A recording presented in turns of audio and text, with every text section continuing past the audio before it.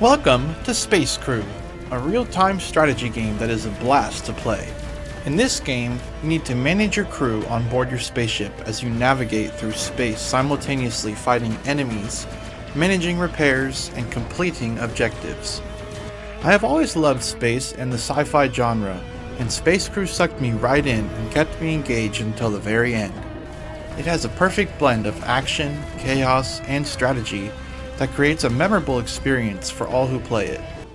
Space Crew comes right out of the gate swinging, with even your first missions having their crazy moments.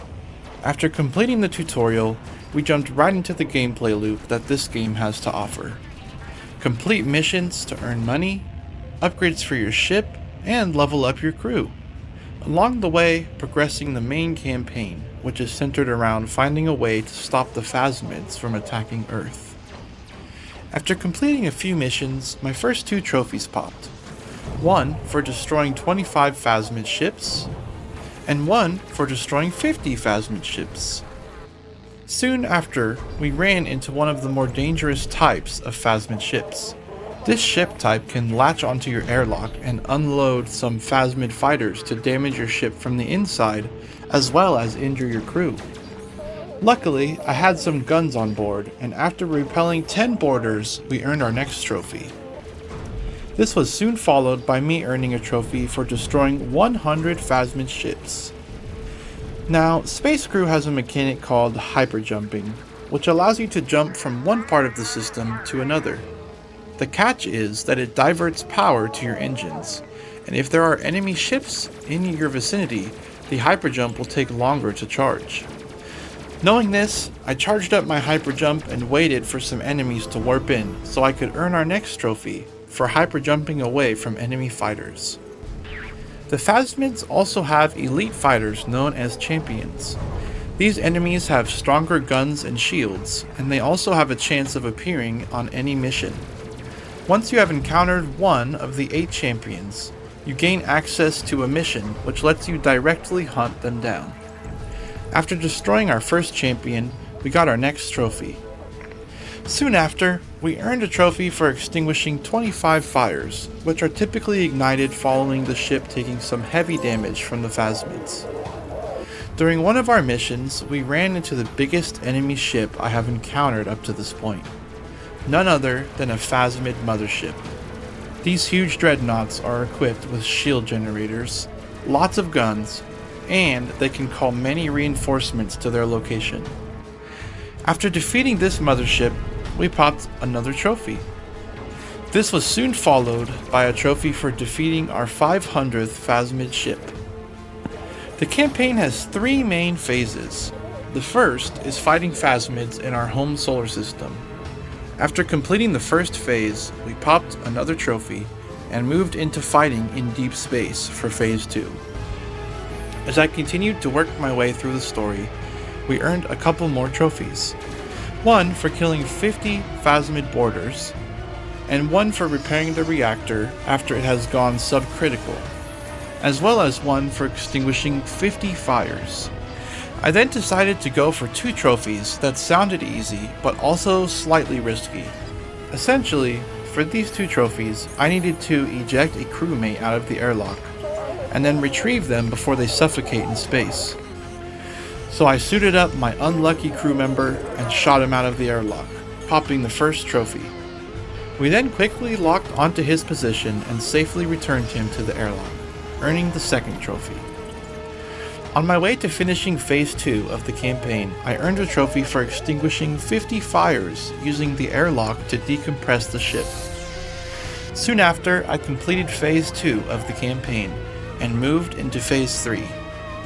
Phase 3 of the campaign is focused on locating the phasmid homeworld and putting a stop to their race once and for all. As we were working on locating the phasmid homeworld, I defeated the 4th enemy champion, as well as repaired 100 systems on board my ship. I knew I was nearing the end of the campaign, and so I decided to do some extra side missions to level up my crew and upgrade my ship. The next trophy pops for fully leveling up a crew member and having a crew member survive a total of 30 missions. I began hunting down the last 4 champions, as I would need to kill all of them in one playthrough for another trophy. After finally locating the 8th one, we took him down and popped our trophy. This was soon followed by maxing out both the primary and secondary skills on a crew member. After locating the Phasmid homeworld and developing a bomb to destroy it, we were finally ready to destroy the homeworld and complete the campaign. After we detonated our bomb and destroyed the Phasmid homeworld, a bigger threat emerged.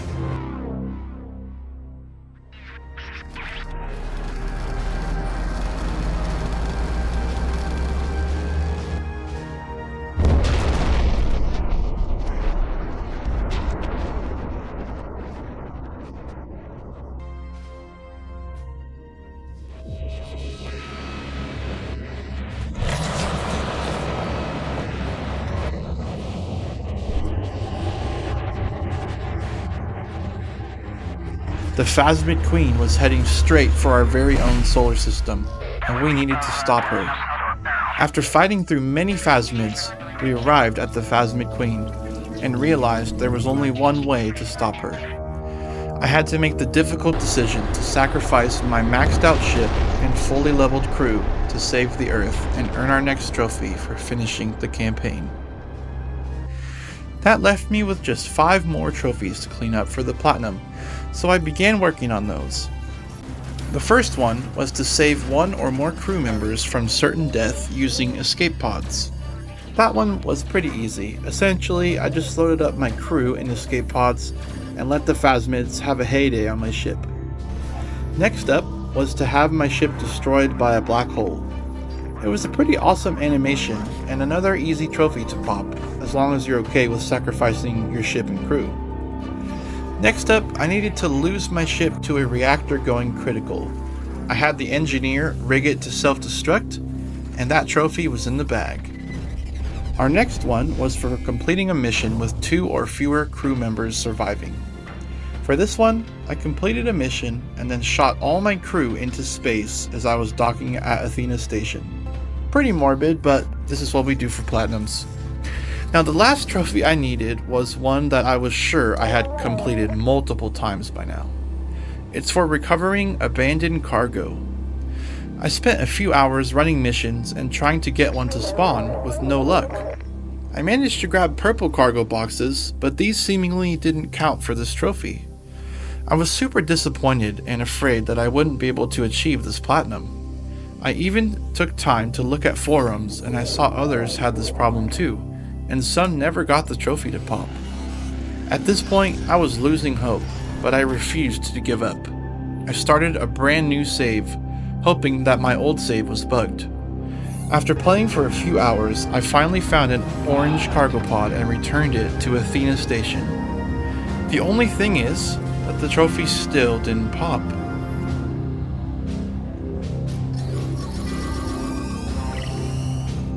Until it did.